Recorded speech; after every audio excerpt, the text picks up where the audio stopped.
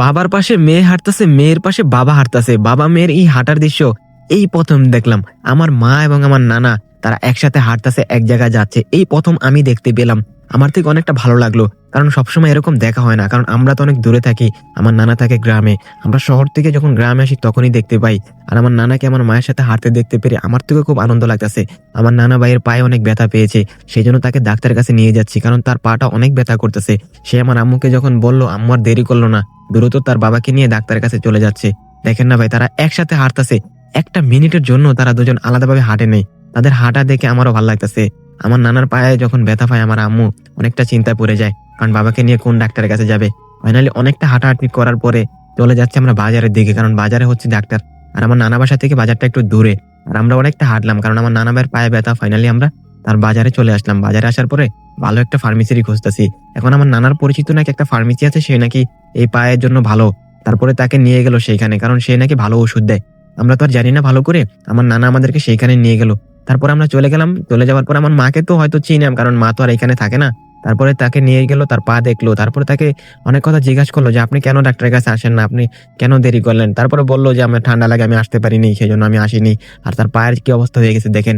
আমার নানার পায়ের জুতাগুলো দেখলো না, অনেক খারাপ লাগে, কারণ ফার্মেসিওয়ালা তাকে জুতা দেখেই বললো যে আপনার পায়ের জুতার জন্যই হয়তো আপনার পায়ে এত ব্যথা লাগে, আপনার জুতার আগে চেঞ্জ করতে হবে। ভাই, নানা ভাইয়ের দিকে তাকালি না মায়া লাগে। আর নানা ভাই পায়ে খুব ব্যথা পেয়েছে, ডাক্তার সেটা দেখলো। উনি ডাক্তার না, উনি ফার্মেসিতেই ভালো চিকিৎসা দেন।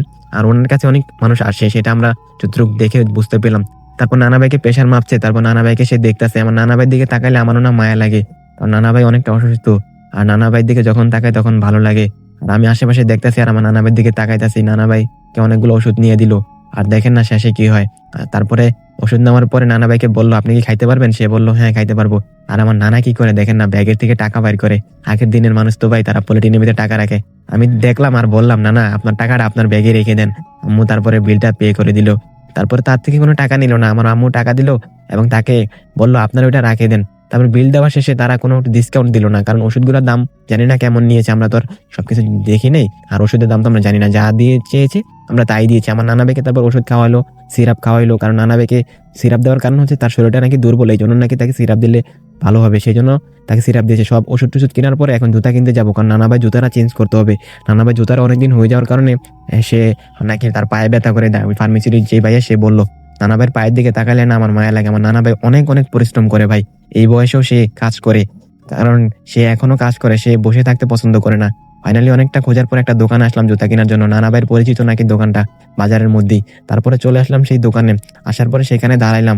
আমার মা আজকে তাকে বলছে যেটা পছন্দ হবে আপনার সেই জুতারাই কিনে দিমু, আপনার এই জুতা আর কখনোই পরবেন না। তারপর অনেক খুঁজতেছি, নানা ভাইয়ের পাটা একটু বড় হওয়ার কারণে জুতার সাইজ মিলতেছে না। আমি দেখতেছি আর আমার নানা ভাই দোকানে ঢুকতেছে। অনেক কষ্ট করার পরে একটা সাইজ মিলে গেল। এখন নানা ভাইয়ের আবার ওই জুতাটা পছন্দ হয়নি। তারপর আরেকটা জুতা বের করতে বললো, ওই জুতাটা একটু দামি ছিল।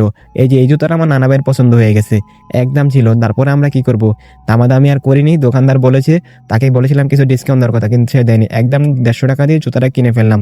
তারপর জুতাটা কেনার পরে আমার নানা ভাইয়ের দিকে তাকাইতেছি, নানা ভাই কেমন খুশি হয়ে গেছে জুতাটা পেয়ে। আমার নানা ভাই জুতাটা পেয়ে অনেক বেশি খুশি হয়ে গেছে। আমার নানা ভাইয়ের খুশি দেখলে আমারও ভালো লাগে।